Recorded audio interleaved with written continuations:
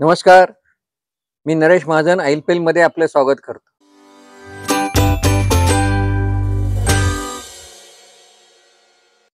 मित्रांनो, मी वर्तमानपत्रामध्ये असताना बऱ्याच काही गोष्टी कौटुंबिक संवादाच्या लिहिल्या होत्या. ते सदर खूप गाजलं होतं. त्याची 2 पुस्तकंही झाली, घराघरातल्या गंमत गोष्टी आणि तुमच्या आमच्या मिश्किल गोष्टी. हे संवाद अतिशय लोकप्रिय झाले होते आणि हे आता आपल्या पुढे या माध्यमातून थोडे थोडे मी आणणार आहे. तर आजच्या या कौटुंबिक संवादाचं नाव आहे लागले कैरीचे डोहाळे. ऐका आता. सोनू आणि मी झकास कैऱ्या खात बसलो होतो. मस्त तिखट मीठ लावून कैऱ्या खात बसणं हा या दिवसातला आमचा आनंदाचा उद्योग. काय हे या वयात कैऱ्या खाणं, जसे काही डोहाळे लागले आहेत. आमची बायको आली आणि माझ्यावर ओरडून म्हणाली. तेव्हा मी म्हणालो, हे बघ, तू दोन्ही वाक्य चुकीची बोलली आहेस.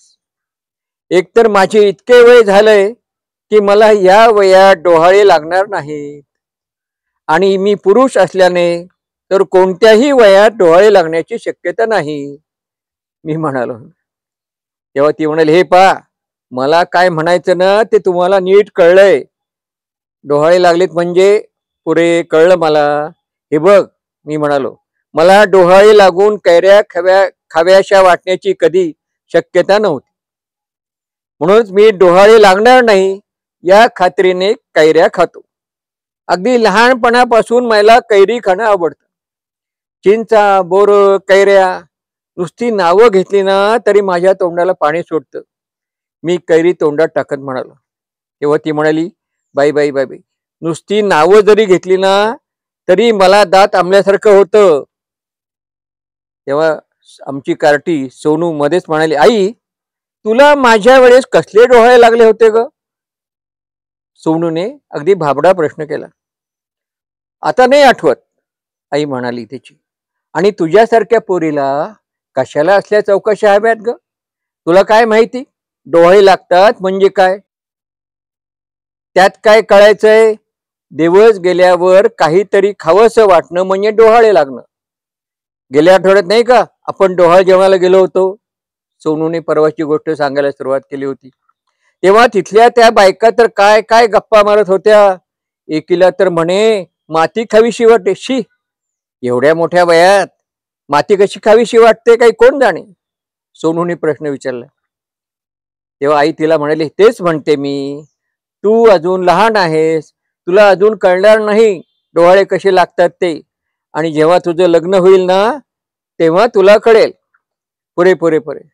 मुद्दा काय तर या वयात ह्यांनी इतक्या कैऱ्या खाणं बरं नाही. कळलं का तुला सोनू?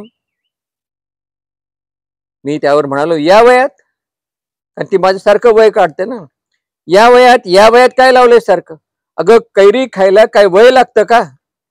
खावीशी वाटली की खायची. मला तर कधी बाजारात कैऱ्या येतात असं होऊन जातं बघ. हे बघ, आता रोज कैरी, कांदा, कैरीची डाळ, पन्ह, ताजं ताजं लोणचं, रायतं, कैरीची चटणी. आहा, रोज काही ना काहीतरी व्हायला हवं बघ. पुरे पुरे करीन बर का मी, ही म्हणाली. हे सगळे पदार्थ करीन, तुमच्या आवडीप्रमाणे करीन, पण तुम्ही हा लहान मुलासारखा हट्टीपणा मात्र सोडा. हे पहा, मी लहान तर लहान, कैऱ्या आल्या की मी लहानच होतो बघ. त्याच मोसमात ते पदार्थ सगळे मला खावेसे वाटतात. टरबूज, खरबूज, कैऱ्या, कैरीची डाळ, पन्ह. अगं, हेच तर दिवस आहेत. पुन्हा हे सारे आरोग्यदायी आहे. मुख्य म्हणजे स्वस्त आहे. तुमचे महागडी पिझ्झा, फास्ट फूड, इन्स्टंट बेचव पदार्थ त्यापेक्षा हे मराठमोळा पदार्थ उत्तम, आरोग्यदायी. आई, सोनू तिला म्हणाली, आज तू मस्त कैरीची डाळ कर. तू छानच करते कैरीची डाळ, सोनूने फरमाईश केली.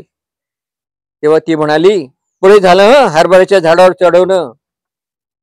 मी तिला खवचटपणे म्हणालो, अगं, हरभऱ्याची डाळ घालूनच तर कैरीची डाळ करतात. तेव्हा हरभऱ्याच्या झाडावर चढलीच आहेस, हरभऱ्याच्या झाडावर चढलीच आहेस तर तेवढी आपल्या पुरची डाळ काढून घे. काय? त्यावरती हसली, म्हणाली, हे पा, तुमचं असलं बोलणं आता मला काही चालणार नाही. मला खूप उन्हाळी कामं पडली आहेत. कुरड्या, पापड, गव्हाला ऊन दाखवणं, बरण्या स्वच्छ करणं, अशी 100 कामं आहेत. बोला, करणार का मदत मला? तर मी या ठिकाणी सगळं कैरीची डाळ पण सगळं करते. बापरे, बायकोनं एवढी मोठी यादी सादर केली कामाची, की असं वाटायला लागलं छे छे छे छे, हे नकोच बाबा ते पण बिणं.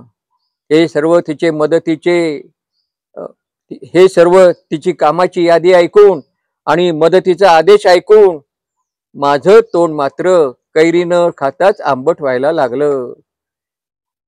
तर मित्रांनो, तुमच्याही घरात असाच कौटुंबिक संवाद अधूनमधून होत असेल, जरा गंमत जम्मत हसत खेळत जगावं कुटुंबामध्ये आणि बाहेरही.